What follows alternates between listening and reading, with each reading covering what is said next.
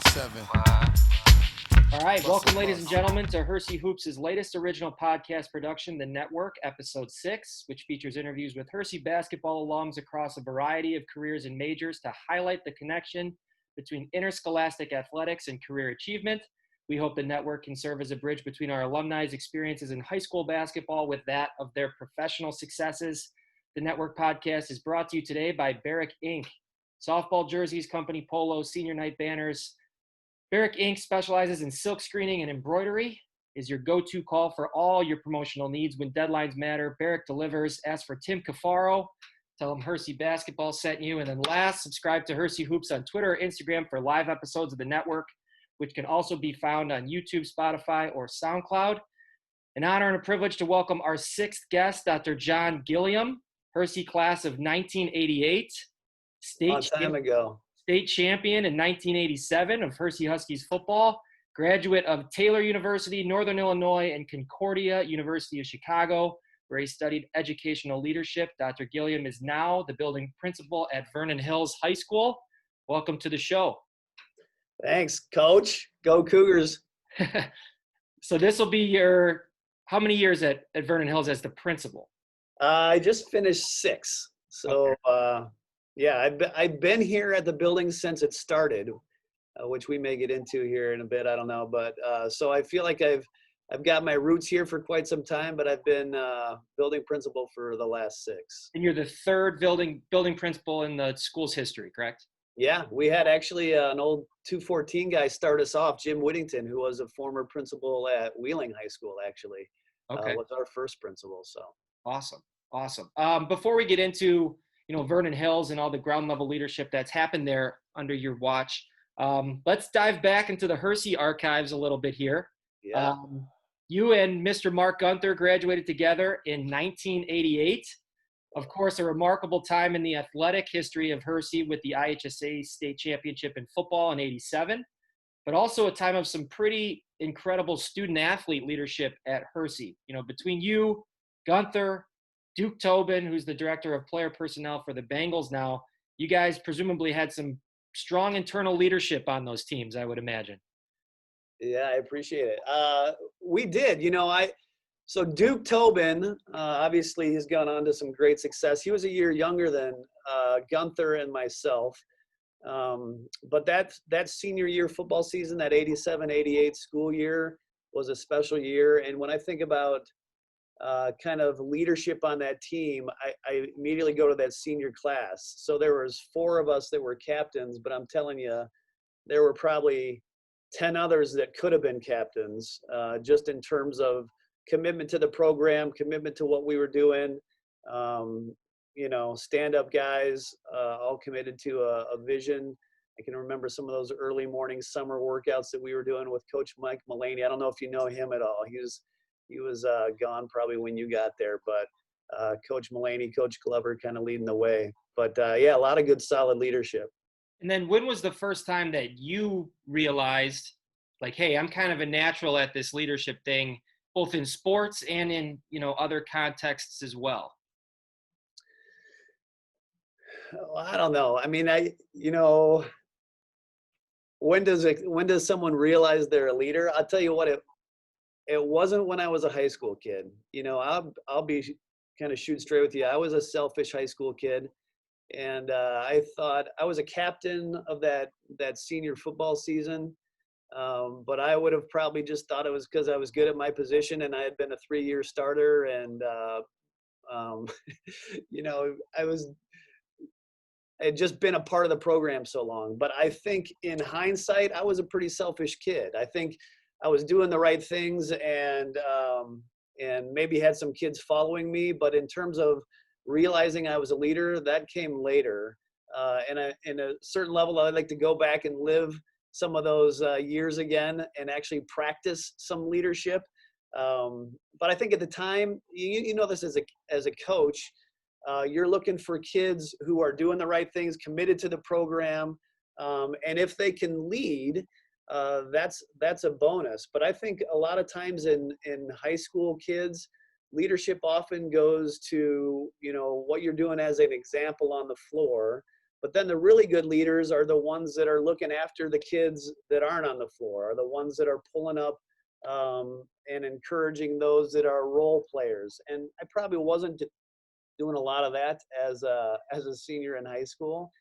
But I think those are some of the things I've learned along the way since then. Yeah, and that's definitely something that I've learned as well, is like that leadership outside of just leading by example is very hard to get kids to extend themselves into caring about others in that leadership way. And then in context for you a little bit here, you mentioned, you were a captain of the state championship team in '87, but broke your foot in the quarterfinal game. Yeah. And were unable to play in the state title game, correct? Yeah, semifinal game against Naperville North, actually. Okay. So how did that particular situation challenge your leadership and kind of thrust you into a new role? What was that like, in the sense that, you work your entire career, as you mentioned, a 3-year starter, to get to this one pivotal moment, and then, a stroke of unfortunate luck has you sidelined. So what was your mindset there? And then how did you kind of lead through that? Yeah, that's a good question. That brings up some painful memories, Coach. Again, I think as a kid, it's hard to be an athlete and be injured, right? Those of you that are watching this that have ever been injured, you realize that it kind of pulls you out of the loop and you start to kind of question what your role is, right? And I think as a player, you're focused on the goal at hand. So when there are other players, guys or girls, that get injured or for some reason or another are no longer kind of in the action role, you lose kind of sight of what they're doing. So I think as a leader, it was difficult for me. Again, I already said I was a selfish kid, as a lot of high school kids are. So I would be lying if I said there wasn't a fair share of kind of sulking and pity. But I think in the end, I tried to focus maybe on two things. One is just helping the guy that was stepping into my shoes. Jimmy Wallach was a guy that hadn't probably gotten a lot of playing time, but was thrust into that. So, you're kind of put in the role of, all right, here's this coverage, here's this call, here's the way we do it. Just trying to help the guy that's filling in. And then the second thing is trying to be an encouragement. We were up against East St. Louis Senior, who was definitely picked to win. So there was a lot of guys that were like, oh man, so I kind of took on a role of encourager and cheerleader, just trying to be there as someone to bring them along. And then obviously I have as an editor's note here that was, given to me from Gunther, that you bounced back from the broken foot to lead the MSL in stolen bases in the spring. Stolen bases. But when did you get back to basketball? At what point were you back into basketball? Yeah. Well, just so you know, Gunther he put that in there to kind of twist a screw on me. I don't know if you know that, but there was no such thing as me leading any league in stolen bases. As a matter of fact, the whole reason he put that in there is because there was a game where the only thing I did was pinch run. And Harvey Foster, our coach, is like, Gilliam, get in there and pinch run. So I go over to first base, and our first base coach is like, all right, you're going to steal on the first pitch. So first pitch comes around, and they were making a pitching change. So this kid's warming up. The coach comes over. And anyway, he's done warming up. First pitch, I take off, and I look up, and actually Gunther was bat on the shoulder, and I realized, wait, the pitcher was still warming up. So I circled back around, headed back to first base. Gunther and the whole team was dying laughing. But let's just say I did not lead the team in steals that year. Excellent. What was your question? When did you get back to basketball? Were you back by Christmas then, or? Yeah. Right. So right around the Christmas tournament, I think, is when I got back. That was a disappointing season for me because I probably rushed it back. I had this nagging shin splint. It was just one of those things where you like, why does this have to happen? But you know what? Stuff happens, and you got to learn from it. Be better because of it. Next time you go through adversity, you remember what you've been through and the resolve it takes, the grit it takes, and you bounce back. Sure. And that adversity probably probably taught you some lessons that you've applied in your career in education, which we'll transition to a little bit now. After you were kind of already a leadership staple at Libertyville as the head of the science department, obviously a well-established school in District 128, the district opens Vernon Hills High School in 1999. What was it like to get your hands in the leadership mix at Vernon Hills from like the relative ground floor after the building's opening? Like, was it like, an expansion franchise where they were looking for, kind of some flagship leaders to kind of pluck and put into the new leadership network at Vernon Hills? What was that like? What was that transition like? That's a good question. So I was the department head of the math department. And so the way it works is, so Libertyville is kind of the established community. Vernon Hills is a community that for a long time had felt like almost the stepchild a little bit. They wanted their own place. And we had this freshman building. So Libertyville was overcrowding. There was a freshman building that the school used. And a lot of the teachers that were teaching in the freshman building, often many of them were young, you're a rookie out of school and you get stuck in the freshman building kind of thing. But teachers had a choice of which school they wanted to go to. So we were put in kind of a unique opportunity that a bunch of those teachers and then a bunch of supervisors who had the choice chose to go to Vernon Hills. So it ended up being a really unique opportunity to have kind of a bunch of like-minded, enthusiastic, all kind of row in the same direction at a one point in time to start this new school. It was a pretty dynamic thing. The community was super excited. The staff that joined was super excited. And so to kind of start at ground zero and build something like that isn't something a lot of people get to do, but it was a good experience for me and the rest of us on that leadership team. And there's still a significant area within the district boundaries that's a choice area, correct? Yeah, so Libertyville, at the time, there was a part of Libertyville that went to Vernon Hills. And there was a lot of community at the time that felt like, hey, we've grown up with Libertyville High School. We want to continue to have the choice to go there. So there's this little stretch of land that is a Libertyville address, but should go to Vernon Hills, but they have the choice. So early on, I would say 75% of those kids went to Libertyville. And now it's almost flipped where they're coming to Vernon Hills, not because probably we're any better than Libertyville, but because they go to feeder schools, middle schools with those same kids, and they want to be with their buddies, and they know it's two good schools. Right. I remember my mom mentioning that where it used to be almost exclusively Libertyville they would choose, and then as her time went on there, probably no fault of her own. No, definitely no fault of hers. Started choosing Vernon Hills for, and I think that speaks a lot to how Vernon Hills has grown, which kind of leads into my next question, which like, what were some of the positives of being a pioneer of like a new building culture?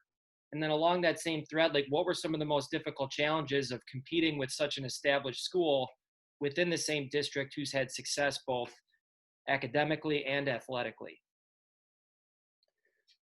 Yeah, two good ones. I think the cool thing about starting the school piece was just the newness of everything. Being able to start new traditions, being able to look at things that have been done a certain way for a lot of years to say, how do we want to do those differently? And it's fun to look back over the last 20 years to think, look, we did it differently back then, and we still continue to do some of those same things we created back then. So again, it was just cool to be on the ground floor of something new. And I guess to some of your student athletes who might be watching, as you get into college and then start looking for a job, try to find something that might be kind of setting its own course. Jump into something that has enthusiasm and some youth and some people all kind of row in the same direction. As I said earlier, that was kind of cool. It was, like you said, difficult to kind of be battling against the mothership, as we called Libertyville for a while, Yeah. because they were established and they were doing awesome things.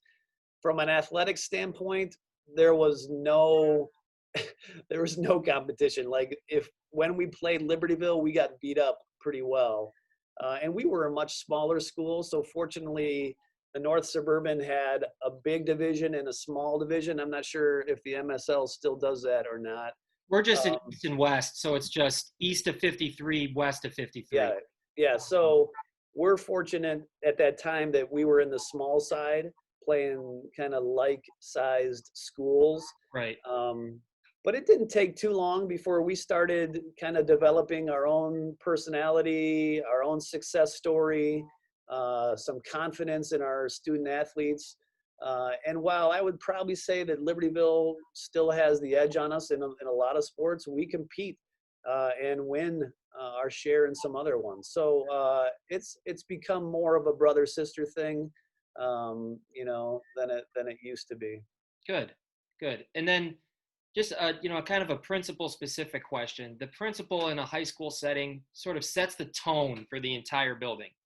Obviously that starts, on day one, when you're a freshman, all the way through senior year. Like, what is your vision of the tone that you like to have set at Vernon Hills on both a daily and yearly basis? Obviously this year presents a whole new challenge for you if you're doing it on a Zoom call, but yeah, it's crazy how this year has taken a left turn. I mean, I guess there's a few things I would say. First, we're like Hersey, a high performing school. So I think we're defined by excellence in everything we do. And whatever we do, whether it's athletics, whether it's music, fine arts, but especially in the classroom, we want to do it with excellence. So we're constantly trying to figure out ways to do it better. I think one of the hard things about being in an organization where so many of us were, like I said, we're in on this thing at the start, it's kind of hard not to rest on your laurels or get kind of entrenched in something, well, we've always done it this way.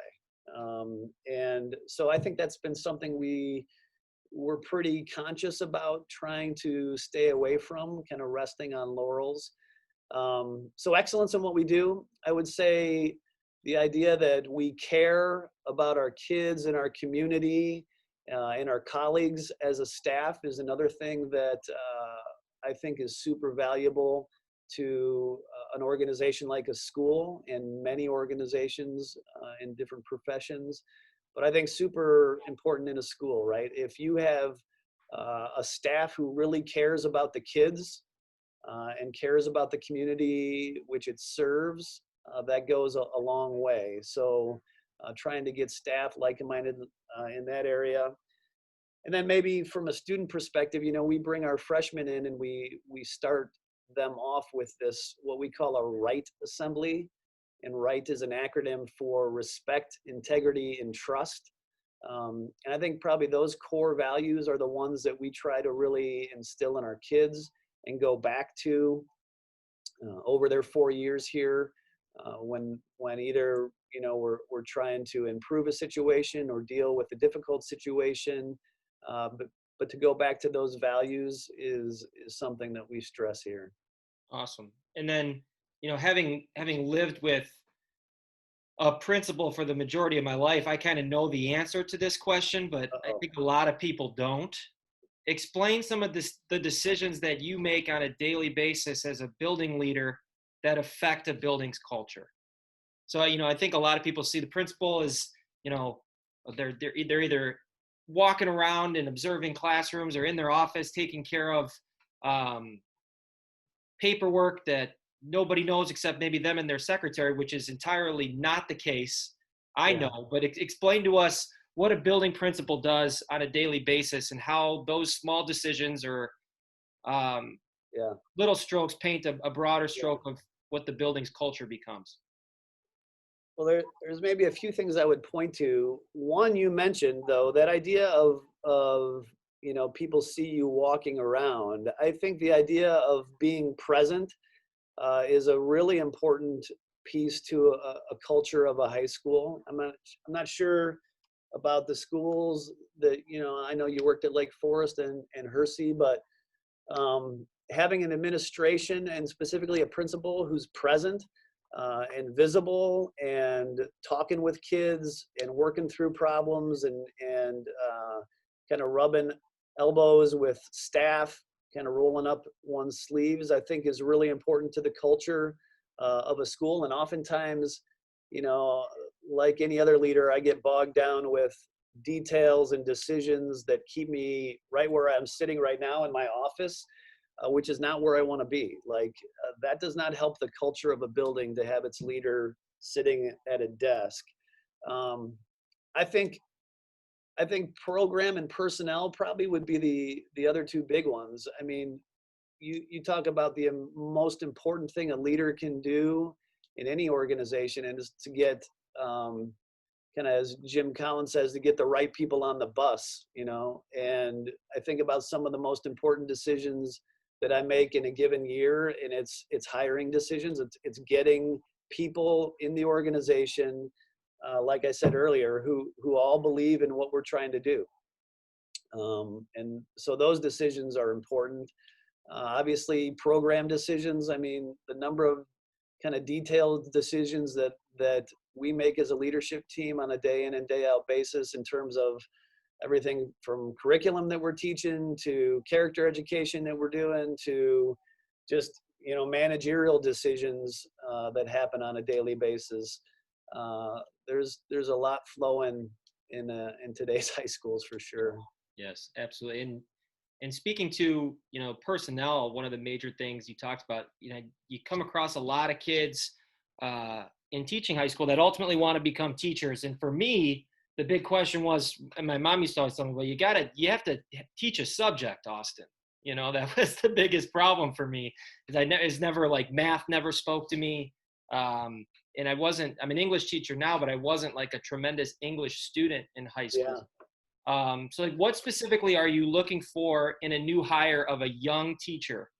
And also, like, as the building principal, you're like the de facto coach, and the teachers, especially the young teachers, are the players. So how are you able to manage talent and help teachers thrive to become their best in their respective classrooms? I mean, I think that's a little bit of giving them enough autonomy to feel like themselves, but enough direction to sustain motivation. So are you like kind of a collaborative work guy, an autonomy guy, a little healthy mix of both? Like, what constitutes a great mix of teachers in your building? And I guess veterans and rookies alike. Yeah. Well, there's a lot to unpack there. To go back to what you said to start, I think I probably was like you. And again, those of you student athletes that are watching this, you might be like, I don't know what I want to do. You know, I'm not sure. And I think for me, and maybe it sounds like for you, I had some experiences that led me to young people. You know, I was working at a camp in the summer, I was doing some coaching, and I just felt like kind of called to working with kids. So there's not that many ways that you can do that as a profession, but I knew that teaching was one of them. And so, like, you became an English, the subject, as your mom said, that you decided to teach was English. The subject that I decided to teach was math. But you look at now, kind of from my seat, what kind of kid do I want to hire to be a part of this organization to make a difference? And it's not always the kid that is the best at math or the most published English student, though those are important, right? And we have to have experts in the field. To me, the more important thing, or as important, is their commitment to young people. You know, do they enjoy being around today's high school kids? Do they care about kids? Do they want to build healthy, positive relationships with kids, or do they want to, you know, teach Shakespeare and go home? Because that's not exactly what we're looking for. And my guess is at Hersey, that's not what they're looking for there either. So I think that's an important thing about you know, being a leader, is making sure that people understand what it is you're about, and so then can say, yeah, that's what I want to be a part of, or maybe not. Maybe they choose to take a different direction. But then you started to talk a little bit more about how do you coach your players. And for me as a principal, my players are these teachers. And like you said, especially these young ones. I think for me, part of being a good leader is finding people who do things better than yourself. You've heard that, right? And maybe your student athletes have heard that as well. Like, you can't be good or you can't be great at everything. And I look at my own kind of style of leadership in the areas that I'm more gifted than others, and I have to figure out how to support the areas that I'm maybe not as good, or that I don't have time to be as good. And so what we try to do in a school is develop systems to be able to support those things in which I either am not as strong or don't have the time. And one of them is working with our young teachers, right? That's why we develop department supervisors who work really hand in hand. That's why I have an awesome assistant principal, a guy by the name of Joe O'Brien, who works with our new teacher programs and mentoring programs, to try to develop ways to kind of coach these young players, our teachers, to be the kind of the best that they can be. And if you have those systems in place, hopefully they're not going to fall through the cracks. And hopefully, those that don't reach the bar, you've got systems in place to say this maybe isn't the best organization or best fit for you as well. Right. And I remember when I was young at Lake Forest, it was a tremendously veteran staff, and my department chair, who was a veteran in her own right and had about 2 years left, she had to give us a mentor teacher, like is often the case in a lot of these situations. But also she's like, I want you to have the autonomy to create things in your class that are yours. I think whenever you're teaching somebody else's lesson or you show somebody else's video, I don't think you're ever going to be as good at it as the person who created it. Yeah. Which I think is an important learning curve for young teachers to go through. It takes some time to go through the lesson 4 or 5 times and edit what needs to be edited, and take out what didn't work and keep what worked, or maybe emphasize that more. But those are the growing pains in teaching that I think are so instrumental in developing good teachers, is letting them fall down and pick themselves back up a little bit. But explain the progression of your leadership from classroom teacher, which was primarily leading kids, to department head, which is leading teachers, to building principal, which is leading the school. I don't know if at the beginning of your career you saw yourself as somebody who would be a principal, or if it's something, just a new challenge that you felt to kind of another frontier to conquer for you. Explain kind of how that thought process worked in your own mind. Well, it's definitely the latter. I'll start there. I definitely did not get into this gig teaching thinking, in 15 years, I'm going to be an administrator headed towards a principalship. That was not a part of the strategy. And I would say my leadership as a young teacher, this, you're in this little bubble, which is your classroom. And it's all about, maximizing your creativity, bringing excitement and energy and fun to try to develop relationships and trust with kids so that they're willing to go to bat for you and do what you want them to do. And oftentimes in the classroom, that's just achievement on, some assessment. It's different if you have the opportunity to do some coaching, which you and I had the opportunity to do. You still do, of course. But I think that's what my leadership was back then. And I poured all of it into a pretty focused kind of set of objectives.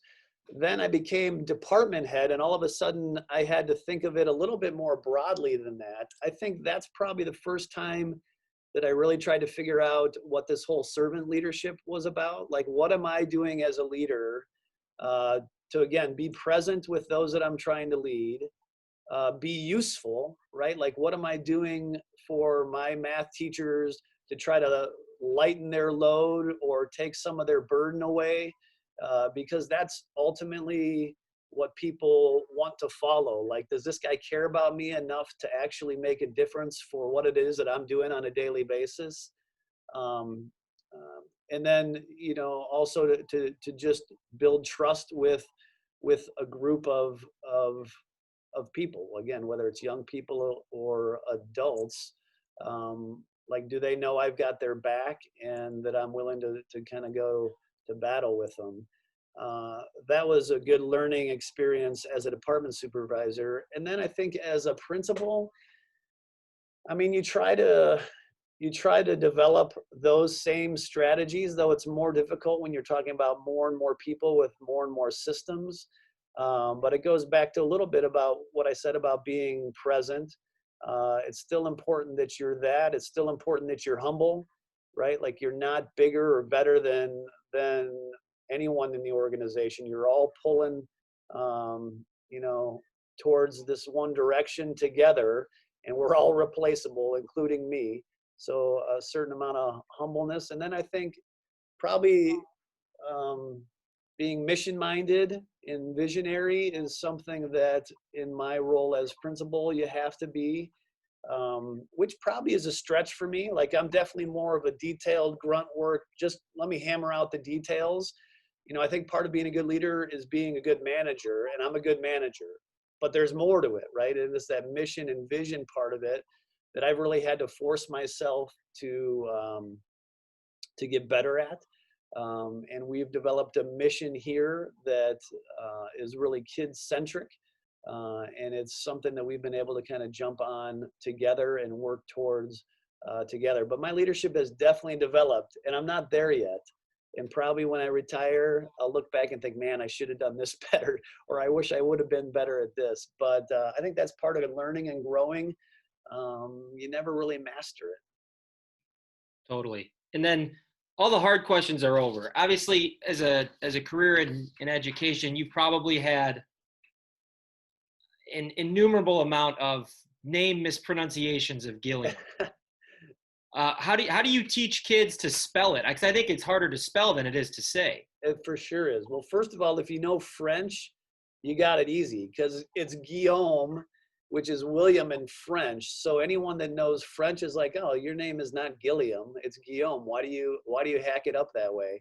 Which, of course, is what a lot of people did generations ago, trying to fit into the American way. They lost a little bit of their identity. But I don't focus on the spelling. I just say it's William with a G. It's Gilliam, William with a G. That's all I say. Okay. And then as far as the spelling goes, do you have like a certain way to kind of teach the spelling, or? No. You got to memorize that part. You fumble through it. Yeah. Okay. And then last question, are there any teachers that you know of that were at Hersey in 88 that are still at Hersey today? Oh, man. And I personally don't know the answer to this. So that very well couldn't be. I don't know. I don't think there's any that I had. Dr. Novak wasn't there yet in 88, right? John wasn't there yet. Davis. Is there a Davis there still? I don't think she was a young teacher. I forget what her first name was actually, but she would be the youngest one. I thought maybe would still be there. And then sometimes with women, their name changes, obviously. Yeah. You lose the track of it. True. But all my coaches, they're no longer, Don Raleigh, I think his couple sons work in education. Don Raleigh Jr. is the APSA at Wheeling now. Coach Raleigh helps out with us at basketball a little bit. So he's still around? He was around though in 88, right? Yeah. He wasn't your head coach though. No, he was not. George Zigman was our head coach, but he was the assistant coach, who I would say co-head coach. He operated a lot like a head coach, and it wasn't too long before he got that gig. I forget how long. Right. I think it was 92. Okay. So when I graduated college, yeah. Okay. Well, awesome. Well, thanks again for joining us, Dr. Guillaume. Subscribe to Hersey Hoops on Twitter or Instagram for live episodes of the network, which can also be found on YouTube, Spotify, or SoundCloud. Hopefully this gets some traction in our community as well as the Vernon Hills community to see how the leadership comes from the top. Thanks again, Dr. Guillaume. Much appreciated. I know how busy you are this time of year. So thank you. My pleasure. Thanks for inviting me. Check it out. Hit you with no delaying, so what you saying, yo? Silly with your ice, grilly with the dilly, yo. When I be on the mic, yes, I do my duty, yo. While up in the club like we while in the studio. You know when to violate, baby, really and truly, yo. My main thug, villain ain't Julio.